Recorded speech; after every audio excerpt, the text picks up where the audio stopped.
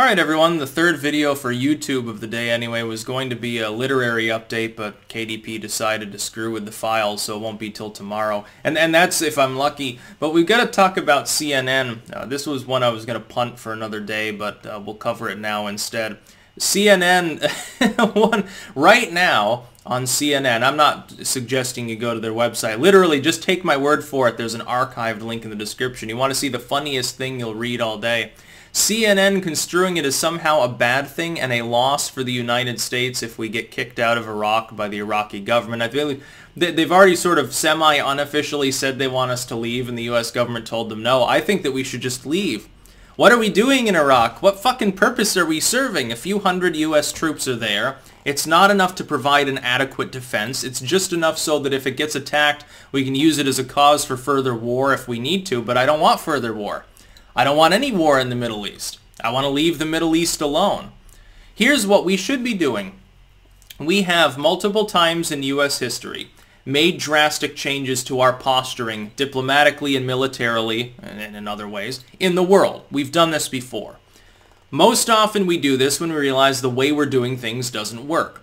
We've been dicking around in the Middle East for more than half a century. It doesn't work. The overthrow the regime, install dictator, or overthrow dictator, install democracy thing has not worked. We overthrew Saddam Hussein. We let him get hanged by his own people. Yeah, a lot of people were happy that Saddam was gone. He was a very brutal, very authoritarian person.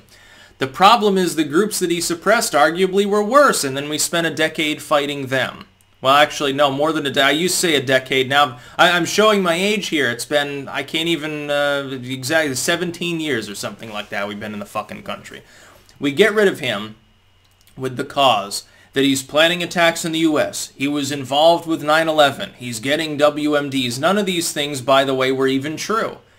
Not a single goddamn one of them. Then, once we realized that, once Saddam was gone, we said, well, we got to stay here and make sure that order is maintained. We spent trillions of dollars doing that, only to find out that the representative system that we installed is fickle, like any other representative system, and now is telling us trillions of dollars and thousands of lives later to get lost. I say give them what they want. I don't care if the Iraqi government ends up working with Iran. It does not matter to me. If they try to close shipping lanes, that matters to the United States. International waters will remain open. No, the Straits of Hormuz will not be ceded to Iran to choke off any time they get angry. Not going to happen. Or to endanger the sovereignty of the movement of goods through the Suez Canal, which is owned by Egypt. That can't be allowed to happen. That does not mean that we need to maintain a permanent presence all across the entire goddamn region, so that we're no more than 50 miles from any given target. It's excessive. It's not necessary. Nobody else has even close to a comparable reach within the region. No other country has a comparable naval capability. It's too much. It costs too much. It's too antagonistic. It's bad for our diplomacy with countries that we generally get along with. We have burned away some of our political capital with countries that after 9/11 didn't dare to do jack shit to stop us from doing whatever we wanted. We had carte blanche and we blew it. We had carte blanche and we fucking blew the opportunity to actually get vengeance against those groups responsible, and instead gave them more lucrative arms deals under George W. We didn't do what we should have done because in the fog of war sort of mentality, the population of the U.S. gave infinite power to George W. Bush and, of course, then to Obama. Now they're trying to rescind it from Trump, even though he's the peacemaker. It's very interesting how they're worried about Trump. They're trying to limit his ability to withdraw from these theaters, probably, to tell the truth. Now, we gave virtually inexhaustible power to the executive branch to wage combat without declaring a war. And pissed it away. We pissed away an opportunity to reorder the region permanently in an actual stable sense. Now we've got a bunch of brain-dead liberals saying that we can't even criticize some of the ideologies involved because for some reason it's considered bigoted now. It's to the point where if you say, yes, Soleimani was a bad dude, you'll get people breathing down your neck pretending that you're like a Saudi asset, as though it was some sort of us versus them football game mentality between these two groups, and there was no third position to take. It's a bunch of bullshit is what it is. I think the Middle East is a terrible location to be involved in. I think it's wasting our time. We've clearly been wasting our time. We haven't accomplished anything. If Trump gets us out of Iraq, I don't care if it's because he antagonized the government of Iraq to kick us out and threaten us. I don't care if they threaten us on the way out. Fucking get out of the nation. Put those troops somewhere where they're safe. Put them in Egypt. Put them in Turkey. Put them in a country that functions instead of Iraq. We never should have been there in the first place. Here's what gets me. I don't have a huge problem. Like, let's say the killing of Soleimani.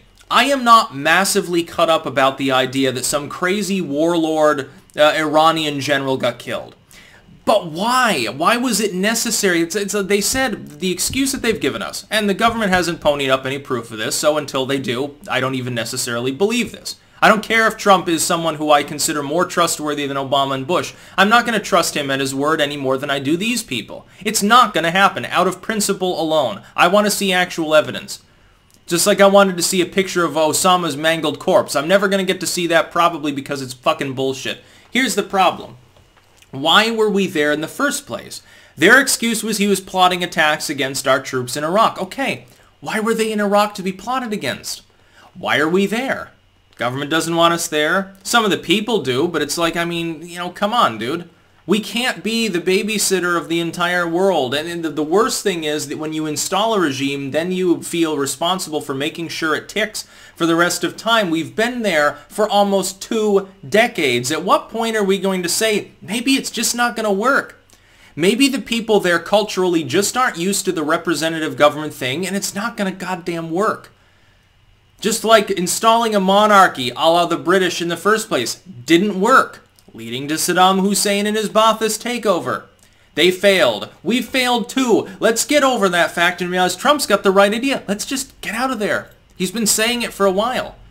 The only thing that pisses me off is that we haven't done it yet. I don't care if we get kicked out of Iraq. Fuck it. Fuck Iraq. I don't care if we leave the country. We never should have been there. There was no reason. Bush shouldn't have let us into Iraq. He kept rambling about these liberals right now are complaining about Trump getting us out. Dude, not that long ago you were complaining every time Bush would go on TV and rant about the axis of evil. Oh, we gotta get rid of Saddam. Nuclear war. He's a terrorist and Arabs. He would get on TV and say weird shit and you'd call him out. You'd say, well, he's warmongering again. Now you're calling Trump out for trying to undo the damage. Who cares if the Iraqis cast us aside? It's their government, it's their land, isn't it? We helped create their sovereign government, and their sovereign government's telling us, okay, we're a big boy now, we take care of ourselves. I don't care if they align with the Iranians. Who's threatened? Are U.S. interests threatened? Really? They're a threat to Turkey. They're going to invade Turkey? They're going to invade Egypt? They're going to attack Israel with its 100 nuclear warheads? They're not going to do jack shit. That's a boogeyman that they dredge up to promote increased involvement, to increase Raytheon stocks, dude. It's a bunch of fucking bullshit. We never should have been involved in the Middle East. Ever since we got rid of, the regime in Iran in the first place, it was in the early 50s. We've been dicking around over and over again. The funniest part is really between Iraq and Iran, and I'll tell you why. There was a time we backed Saddam in the 70s. We even gave him intel. The Pentagon was helping him gas the Iranian troops. By the way, I wonder why the Iranians are pissed off at the United States. Couldn't have anything to do with the chemical attacks that we helped coordinate. Then Saddam got a big dick and said, well, I'm a big boy now. The Iranians, I beat them. Their military is crippled, so I'm the big dog in the region. I don't need Uncle Sam anymore. And then we said, well, that's not a great idea, Saddam. And of course, he didn't listen, so we had him hanged. And that's really the story of U.S. involvement in the region. No shit, people are pissed off at us. Of course they will be. Sometimes you have no choice but to intervene in a situation, but in an intelligent way. And then reluctantly, if other options have been exhausted. We didn't exhaust all of our options, and then we let Bush get us involved like a fucking cowboy. And then things went wrong, and Obama decided, hey, this high visibility warmongering isn't working. We're going to do low visibility warmongering. We're just going to butcher these people with fucking drone strikes. That's a little bit better from the optics perspective, but you're still killing people, you're still making another generation of terrorists, and you're still dicking around, and it costs even more. Now Trump's saying, well, maybe we should reconsider whether we're doing all of this stuff because it seems not to be helping. Oh my God, he's endangering U.S. interests. No, he's not. He's helping U.S. interests. U.S. interests were never in Iraq. Get the fuck out of the country. That's about all. Peace out.